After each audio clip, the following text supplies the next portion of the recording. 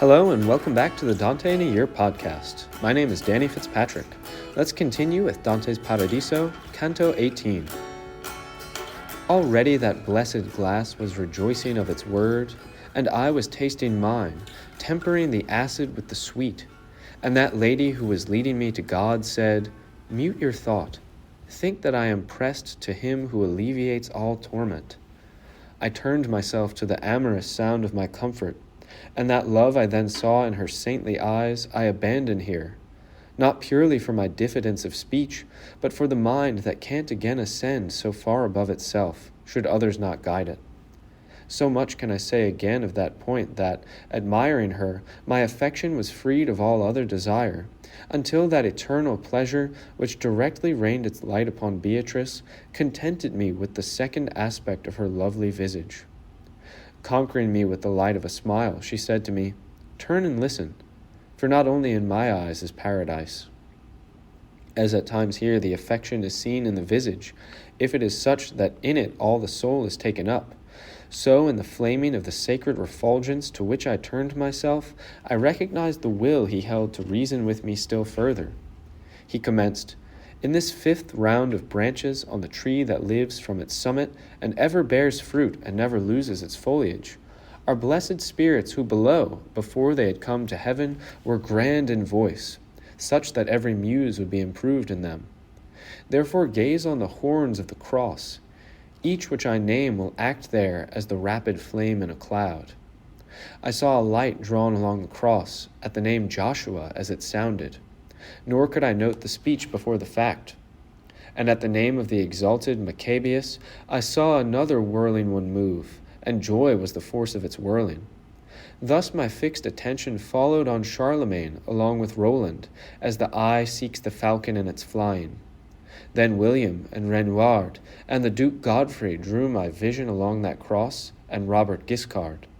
Then, moved and mixed among the other lights, the soul who had spoken to me showed me what art was his among the cantors of heaven. I turned back on my right side to see my will in Beatrice, signaled either in speech or act, and I saw her lights so limpid, so joined, that her semblance outshone all her earlier bursts of radiance. And as, for feeling more delight in working well, man's encouraged day to day in his advancing virtue, so it occurred to me, seeing that miracle more adorned, that my wheeling round had increased together with that heaven. And such is the shift in a fair lady in a little space of time, when her face is discharged of its shameful cargo, as was in my eyes, when I was turned, for the candor of the temperate sixth star which collected me within itself. I saw in that jovial brazier the spark of the love that was there signal our language to my eyes. And as birds, having surged from the river, as if congratulant in their pasture, make a round of themselves or some other rank, so within the light the saintly creatures sang in their soaring, and made themselves now D, now I, now L in their figures. First singing, they moved to their own note. Then, becoming the one of those signs, they arrested themselves a bit and held silent. O divine Pegasian, who give glory to genius and render its longevity, and the same to cities as well as to kingdoms, illumine me of yourself, such that I might be relieved of their figures as I've conceived them.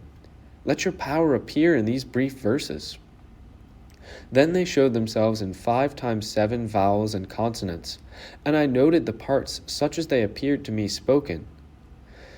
Dilegite justitiam were the first verb and noun of all depicted there, qui judicatis terram were last. After that they remained ordered in the M of the 5th word, such that Jove appeared as silver distinguished with gold. And I saw other lights descend on the summit of the M and quiet themselves singing, I think, the good that moves them to itself. Then, as in the striking of burning logs, innumerable sparks surge, when the fools resolve their auguries. It seemed then more than 1,000 lights rose again and leapt, these higher, those but a bit, just as the sun that incenses them ordered. And, each one quieted in its place, I saw the head and the collar of an eagle represented in that distinct flame. He who paints there has none who guides him, but guides himself, and that power that's the form for nests reminds us of him. The other blessed ones, who first appeared content to bloom a lily on the M, followed on the imprint with little motion. O sweet star, how many brilliant gems showed me that our justice is affected of the heaven you ingeminate. And as I pray the mind in which I begin your motion and your virtue, that it gaze again where the fume that obscures your ray issues, such that once again it grows angry with the merchants and the vendors in the temple, which was walled of signs and of martyrs. O celestial militia which I contemplate, a door for those who are on earth, all strayed after the evil example. Once we used to make war with swords. Now it's done by holding back, now here, now there, the bread our Father bars to no one. But you who inscribe only to a race, ponder how Peter and Paul, who died for the vineyard you waste, are still living.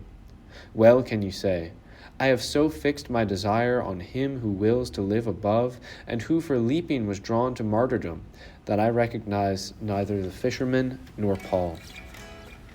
Thanks for joining me for this episode of the Dante in a Year podcast. See you next time for Dante's Paradiso, Canto 19.